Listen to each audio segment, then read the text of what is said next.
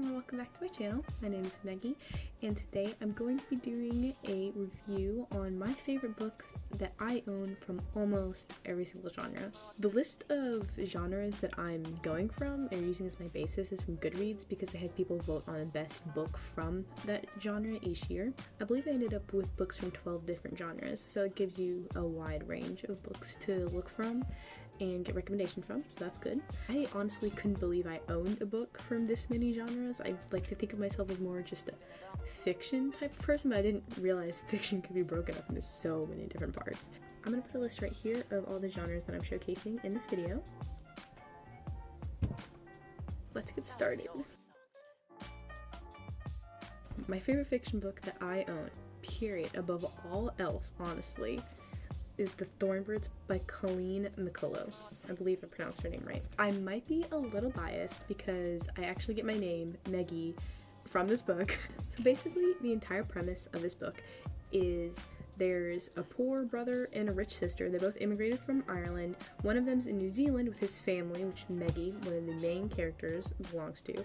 They're really poor and they're not making ends meet, but his sister, Mary Carson, married rich, I think twice actually, and inherited one of the most successful and one of the largest farms in Australia. It's called Drogheda, and she's getting kind of old, so she consults with Father Ralph de Brickassaw, who's the other main character in this book, and she's like, you know what, I think I'm gonna bring Paddy and his family over, but they can't just have Drogheda when I die, they gotta earn it, so they're gonna come in as stockmen and just like run Drogheda for me. This is set in like 1919. I think that's the first year, and it runs on for like 3 generations basically. You've got Paddy and Mary Carson and Fee, who's Paddy's wife. Then you have all of Paddy and Fee's children, including Maggie and like all these other boys. And Maggie's the only girl, and she's like not cared for that much because all a mother thinks of is her sons. Direct quote from Fee, by the way. And then it goes on to Maggie's kids, and it's basically a love story between Maggie and Ralph. And even though Maggie's like 9 when she goes over to Australia, Ralph doesn't like, this isn't pedophilia. He's a Catholic priest, so he can't have kids. So she's like the child that he can't have as a priest. And then she grows up, and it's kind of like their romance, like struggling to not be together. And then it goes all over the world. It's about Ralph's ambition, and it's just must read from me. 10 out of 10 book. For this one, it was kind of a close call because I have so many Stephen King books. Mystery and thriller though, The Woman in the Window by A.J. Finn totally won for me. By the way, reviewed by Stephen King, so you know it's gonna be a great spooky book. This book is about an agoraphobic woman who hasn't left her house in years, and she's going a little cuckoo, and plus she also drinks wine like all the time. So you know, if she sees something, nobody believes her because she's afraid of everyone. Agoraphobia is the fear of people, by the way. So she has a son and a husband, neither of which live in the house with her, but they visit sometimes, and then these new people move in across the street, and she's like, and then she sees something happen. It's like really gruesome, but nobody believes her. So basically she has to like fight to get her sanity back and be able to leave her house, and then she doesn't know what she believes. She could be wrong. Nobody believes her. I blew through this thing in like a week, maybe max. It is so fantastic. For this next one, we have Things Fall Apart by Chinua Achebe. I said Thornbirds was my favorite book of all time. This is a close second. This book is fantastic. It's about this really powerful man in an Igbo village in Africa, so in like the early 1900s. And you know, he's trying to make sure that he stays like a very high rank in his village. He wants to be the most important man because his father kind of sucked. So he wants to be super important, get all these medals, show he's big and strong, have many wives, many children, and just be the most successful person.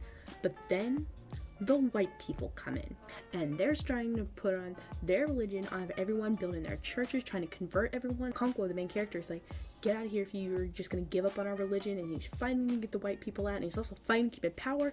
But then there are mistakes that happen, and there's village wars and everything. Like, this book is honestly, it's kind of heavy. I read this when I was 14, and then I read it again when I was like 16. Like, you'd think it would be too heavy with, you know, there's murdering and there's wars and there's you know, struggles for power and everything. I recommend this to any age, even 14-year-olds. I crap. It's not Igbo, it's Ibo, IBO in Nigeria. I feel really bad. As well as picking up a non-fiction book about all the racism that's going on in America and all the things that Africans and African Americans have been put through, you should pick up this book. For fantasy, my favorite book I own, and that by far is Magic. This is the first book in a 7-part series, I believe, because 7's a magic number in this world. Magic, get it? Anyway, basically there's a kingdom, and some of the people are wizards, not everyone is though, and the queen gets killed, and they can't find her daughter, the princess, who she just gave birth to like a day or so before she was killed. There's this other family of Heaps, okay? The 7th son of someone, his name is Silas Heap. He's the main man. He's the father of the family. He married Sarah, and then they had 6 sons. And then they had a 7th son, and the 7th son is like so powerful you don't even want to know, brother. But basically he died, okay? So the midwife takes him away, and then Silas is out to like get something for a funeral or something. That's probably incorrect. And he finds a swaddled up baby, like a little baby girl. And he's like, Sarah, we gotta take this kid in.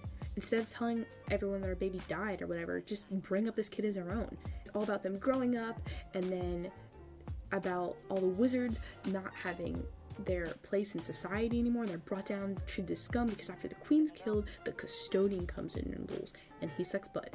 And then they figure out the princess ain't dead. So that's what this one's about, as well as some other stuff, but that would be way too spoilery if I said anything about that. Something that's just super, super cool about this entire series, magic, right? It's not spelled our way, it's spelled their way. And every single time it says magic in this book or any of their spells, it's in a special font and bolded. See words like right here. Magic there is bolded in a special text. There, these are bolded. It's so tiny, but it's so unique. You don't see that in any other series. Honestly, I'm not that big of a romance person, so I didn't have much to choose from, but I still think this is a really good contender. To all the boys I loved before, if you liked the movies, you are just going to go crazy after reading this book, alright? You're going to go crazy after reading all 3 of the books, because they are all so much better than the movies. In case you've been living under a rock for the past like 3 years, the premise of the book is Laura Jean, main character, writes 5 love letters to control her feelings. Whenever she gets a really huge crush, she considers them loves, but she doesn't send them because she's an introvert, so she puts them in a box. Somehow, they get out, and they go to the 5 boys, and she has to deal with the repercussions of that. For science fiction, we have The Martian. I would die for this book. But you know who else I would die for? The person who played the Martian in the movie, Matt frickin' Damon. What a legend. So I saw the movie like 3 times before I read the book. They did the book justice.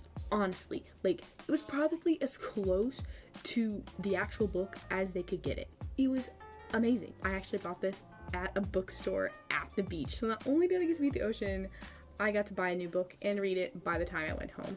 It was fantastic. Totally worth full price, by the way. It's a team of 5, I believe, who were one of the first teams of humans to go on Mars. And then they have a really big storm, and they're walking back to the spaceship to abort the mission. And one of them, the Martian, gets hit by like shrapnel or whatever. It gets flown away. They can't find him. They think he's dead. His suit's not reading or anything, so they leave him. Turns out he ain't dead, and now he has to survive because his team's off in space and he has basically no supplies, and they can't get back fast enough with food or anything to, you know, get him home. So he basically has to find his way to survive. Most of the story is told in data logs, and I think some of it is from this perspective of the people back at home. We finally get to break in to the Stephen King. Alright, this is the first one that I actually couldn't decide between one of the ones that I own, so I picked 2. First though, Dr. Sleep. It's the sequel to The Shining. I'm going to sum up The Shining first, so skip to this time if you don't want to hear spoilers of The Shining. What happens in The Shining is there's a guy named Jack and his wife, whose name I can't remember, and their son, Danny Torrance, okay? They go up to this hotel because Jack has been hired to watch over it while it's winter and it's closed, and he's trying to work on his novel. He's like, perfect, let's bring the fam up, I'll write my novel, it'll be great. As famously quoted from the movie, at least probably also the book, all work and no play makes Jack a dull boy, so he takes an axe and he tries to kill his family. He ends up dying. So, in Dr. Sleep, the kid is now grown up, and he's, still using his shining stuff, but he's trying to live a normal life, but his life kind of sucks, honestly. He's kind of just, gone down a road of self-destruction. And then, somewhere else in the country, you have a child. It's a little girl. I can't remember her name. And she has been discovered to have, a huge, powerful amount of the shining. Who finds out that she has a huge amount of the shining? Really evil people who live in an RV park and suck the soul out of you to get your power, and that's how they feed and stay young. And basically, she has to connect with Danny and try to survive and kill the bad guys. Other book that I chose for this genre is Sleeping Beauties. Yes, I only have the cover. It's because I lent this to a friend and they haven't given it back to me yet, but I'm planning on getting it soon, because if Thornbirds is number 1 and Things Fall Apart is number 2, this is the closest number 3 that you'll ever get. This might be tied for number 2. I love this book. Basically, this virus goes around the entire world. All the women go to sleep. They pass out. They get these webs that come out of their mouth and start on their face and envelop their entire body, and they just go to sleep. And if you try to wake them up by ripping it off or whatever, they kill you. And the only way to stop them is to pew pew pew them dead. The men are like, what's happening to all our women? We gotta get them back. We gotta find a cure for this thing. And they're all freaking out because everything's going to heck. But the thing is, the web only goes around them and takes them when they fall asleep. So the women left are and then the main characters that work with, they work at a women's correctional facility. So they gotta deal with all that stuff. This one was pretty hard, but I ended up deciding for the classics. My favorite one that I own is Lolita. I actually haven't completely finished the book yet, but I'm pretty sure I'm just gonna restart it because I only got halfway through. But it was really good. It's the best classic that I own so far. I've just bought Lord of the Flies, which might replace this one eventually, but this was really, really good. It's about this pedophile, and he finds a girl that he really likes, and he's trying to be with her. I can't tell you much more. My goal in life, first, is to have a library in my house. Second is to own a ton of classic works. I mean, sure, I love reading Stephen King. He's probably my favorite author, period, generally, but I would love to have a huge collection of the classics, Ulysses from James Joyce, Lolita from Nabokov, some Dostoevsky's. Definitely a little dense. It's kind of hard to get through, but I started reading it a couple years ago, so I'll definitely try to pick it up now, and I bet I'll get through it. Now we have the only autobiography I own, but trust me, because of this book and because of how amazing it is, I will now be buying more. I didn't think I wanted to read nonfiction, especially an autobiography, but Me by Elton John is such a work of art that I am now turned on to a whole new realm, a whole new genre, if you will, of bookage. Okay, not only do I love this man's music so much, I now love his life. Even though he's addicted to cocaine for 16 years. What a legend! He survived that, and now he's 70-something with 2 kids. And he finally found love, too. And he went through a lot of tough crap, honestly. This book was amazing. It's kind of ding, ding, ding, ding, ding. It goes from one thing to another, and because it was talking about a subject, he'll jump to another about that person, and then rail off about that, and then go back to chronological order. But it's worth it, and you can still follow it very, very easily. The amount of famous people that this man met, and not only met, but befriended to almost the highest level, is astounding. This man was friends with everyone who's anyone in Hollywood. The Minds of Billy Milligan. William Milligan has a disease that he doesn't know he has. It's called multiple personality disorder. Today we know it as dissociative identity disorder, or DID. It's one of the first cases that anyone has ever been able to prove because it went to court because he murdered someone. And I think was also charged with sexual assault and rape. But they had to prove that it wasn't Billy who did it, it was one of his personalities or alters who did it. And this is back in the 80s, so they had to get people to first believe that it existed at all, but then they had to build up enough evidence in court to get the court to believe that he wasn't the one who did all this, and he doesn't even know he has it. It tells you basically everything that happened in this man's life, and like this all happened too. It's crazy. This book is like part of the reason why I want to major in neuroscience. The brain is just so fascinating. This is definitely a top 5 book for me. I'm gonna come out and say it. I hate poetry with a passion, which is why I only own 1 book in poetry, but I don't regret it because it's fantastic. Milk and Honey by Rupi Kaur. This book is so depressing, but so powerful.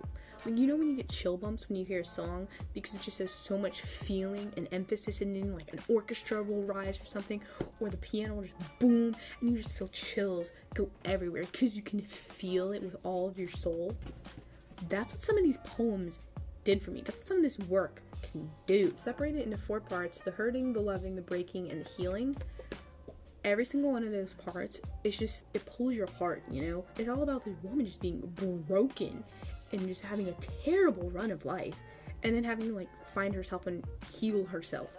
And she tells it through, you know, there's shorter poems that are only this long, but then there's ones that like fill up entire pages, you know? And it's just, and they all have, or most of them have, little drawings on them to represent what she's talking about. And it's just beautiful. The only other book that I don't have a cover for, because my sister is actually reading it right now, The Hate You Give. I cannot express how simultaneously beautiful and powerful and depressing this book is. It's about this girl named Star. She grows up in, you know, like the part of a town where it's almost all black people. It's basically the ghetto, and they've got gang wars and everything. But she and her brothers go to like the white part of the town. They go to a prep school there, or a private school at least. And one of her best friends, she goes to a party in her part of the town, and her best friend is shot and killed by a police officer, and she's the only witness to it. And he was killed for no reason. They thought he had a weapon, but it was actually just a hairbrush, and he's shot and killed in front of her, and she's the only witness. So she has to decide, you know, are these worlds gonna collide? Are the white people gonna see me as just a poor black girl, but I have to speak out against this injustice that's happening? It's so moving, you know? For children's books, I have so many children's books. Honestly, from when I was a kid, my mom made sure to always give me tons of, you know, little golden books and things like that. But I can still definitely say that my favorite children's book that I have is one that I bought recently. The Little Prince. That movie, the Little Prince, outranks the book in my opinion, honestly, which I will almost never ever say. But that movie is like a top 3 movie for me of all time. I've probably seen it at least 5 times in the past year. In the movie, there's this little girl whose life is all decided in minute, like by the minute. This minute you're gonna do this, 5 minutes later you're gonna do this, and you're gonna study, you're gonna do all this calculus and crap, and during the summer to prepare for your super prep school, because you gotta be prepared to be the perfect adult, because that's all that matters. Beat the kid right out of you, become the perfect adult in the real world. I had to move to this neighborhood to get into the school, but her next door neighbor is this old man called the Aviator, and he's just building a plane, and he just sends her all these little paper airplanes with drawings and stuff on them, and they're telling a story about this time he met the Little Prince, and it tells how the Little Prince told the Aviator all of his stories and things from where he's from, which is why standing on an asteroid, he's from an asteroid, and he has a flower, but he wants to explore the world or the universe and all the people he meets. And then the little girl like has to go off and save people and save the Aviator, basically. But the book itself is so thin because it's only the Little Prince's story. It's only the story from when the Aviator crashed in the desert and met the Little Prince. That's all this is. It's all told with the drawings and then the words and all the little drawings you see in the movie. That's all there is in the book. There's nothing about the little girl at all. It's just the Aviator and the little prince telling him his story. It's like the Grimm brothers, but no one dies. 14 books later, and I'm finally done with my ultimate book list from almost every genre. If you guys have made it to the end, I applaud you and I thank you very much for watching this entire thing. If you have any recommendations for me, please leave them in the comments. I already have a book list of like 30 other titles that I want to buy and read, so it might be a while before I get there, but I would appreciate it to no end to have more things to read. Give this video a like, subscribe for more content. This isn't normally the kind of thing I do, but books are such a big part of my life that I knew I had to. So I will see you guys next time. Bye!